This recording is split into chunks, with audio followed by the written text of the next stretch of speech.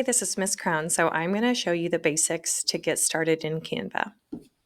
First, we need to be able to get to Canva. First, I'd like you to check in Clever, and you can search it up at the top. If for some reason you can't find it in Clever, no stress. You can open a new tab, type in Canva, and be sure that you do not type it Canvas with an S, and it's this free design tool.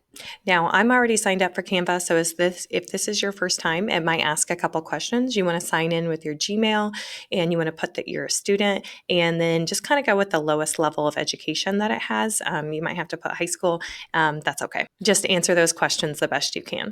So this is what it looks like when you log in. We're going to go to create a design, and we're going to go to poster. Mine says classroom poster. Yours might say something a little bit different. Just look for poster. All right, so the example I'm going to show is a character analysis. I can just use this blank poster, or if I want, I can kind of look over to the side and find a template that I like. I want to make sure I keep it pretty basic, and I want to make sure I fit a theme. I'm going to click this one, and what I can do is you're going to see me select, and let's say I do not want that. It's surrounded in purple, so I know I have selected that text. I'm going to press backspace. I don't really want those little twig things. I'm going to press backspace, and I'm not going to keep this. I'm going to select, and you can see that I can move when my purple box is around here. If I double click, I can edit that text. My tip here is that you want to make sure that you're able to see your text. So I didn't go anything that had kind of a crazy background. You're going to be able to pretty much see all of my writing on here. Another tip I have is down here, I can kind of zoom in and zoom out depending on what I need. So let's add an element. If I come over here, element, think of elements as pictures. So maybe I'm looking for a boy, maybe I'm looking for a girl, maybe I'm looking for a cabin, or maybe I'm looking for a bear, things that describe. Let's say I find an element that I like. I can drag and drop, or I can click it and it can be added. I have two bears, so I'm going to press backspace on one of them. I'm going to select that bear, and I can go in and I can make it smaller, resize it by grabbing the dots.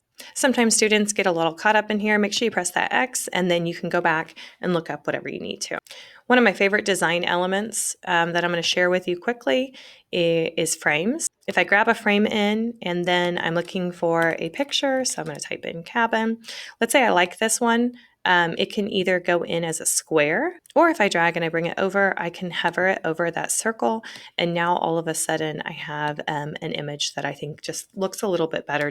Now let's add some text. I'm going to go on the side, and there's text. If I just click this, now I can add in anything, any kind of text that I like. I can come up here, I can make it bigger, I can change the font, and then I can move it around. Next bit of text, I'll do the same thing. I can move it around, I can change the size, and then I can also edit what it says inside of it. Okay, so elements are where we add pictures, text is where we add text. If you have your own image that you would like to add from the internet, you can also do that.